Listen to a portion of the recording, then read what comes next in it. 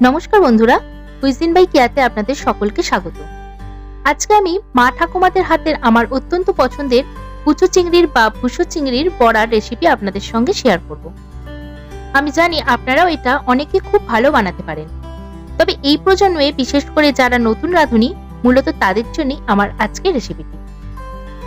এই চিংড়ির বড়া বানানোর জন্য আমি 200 গ্রাম ভুসো চিংড়ি পরিষ্কার করে ধুয়ে নুন, হলুদ, লেবু মাখিয়ে রেখেছিলাম।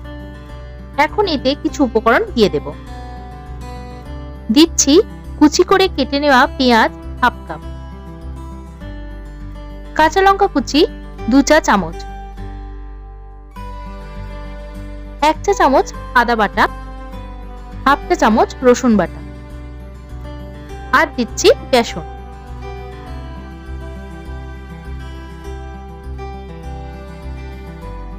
আমি মোট 3/4 কাপ বেসন দিলাম। দিচ্ছি পরিমাণ মতো নুন, সামান্য চিনি,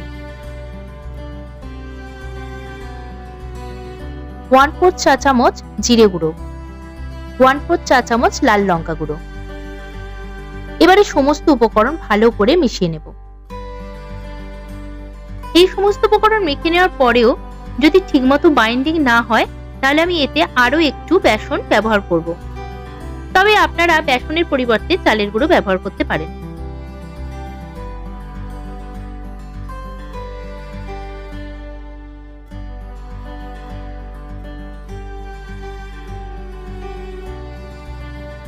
এখন এটা মাখার পরেও এতে জল জল ভাব রয়েছে, তাই আমি আরো এতে 4 টেবিল চামচের মতো বেসন দিয়ে দিচ্ছি।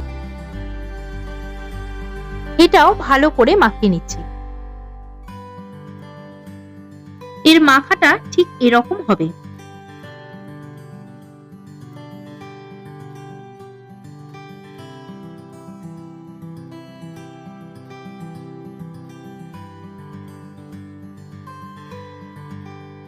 এখন আমার এটা মাখা হয়ে গেছে, এবার এটা আমি ভেজে নেব।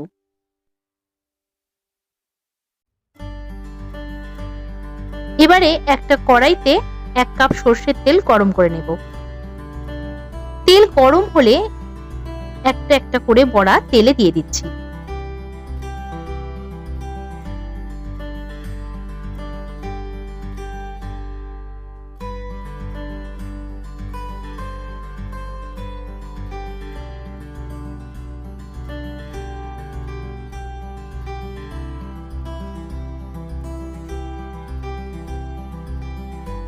এই বড়াগুলোর এক পাশটা ভাজা হলে উল্টে অপর দিকটাও ভেজে নেব।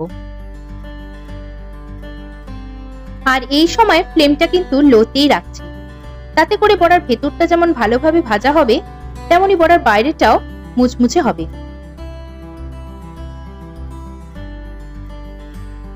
বড়াগুলো আমার ভালোভাবে ভাজা হয়ে গেছে, এগুলো একটা পাত্রে তুলে নিচ্ছি।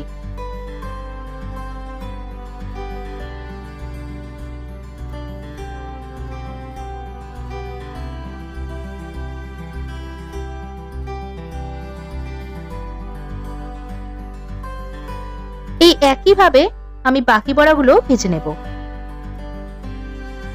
এই বড়া অনেকে গরম ভাতের সঙ্গে, আবার অনেকে শুধু খেতে পছন্দ করে।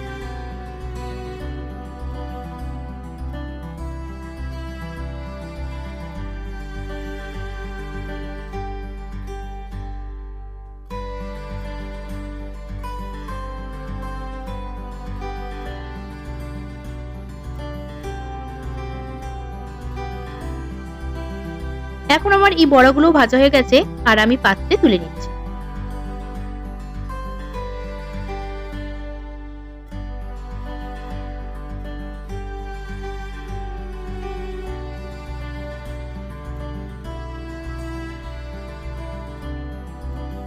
তৈরি হয়ে গেল মুচমুচে কুচো চিংড়ির বড়া।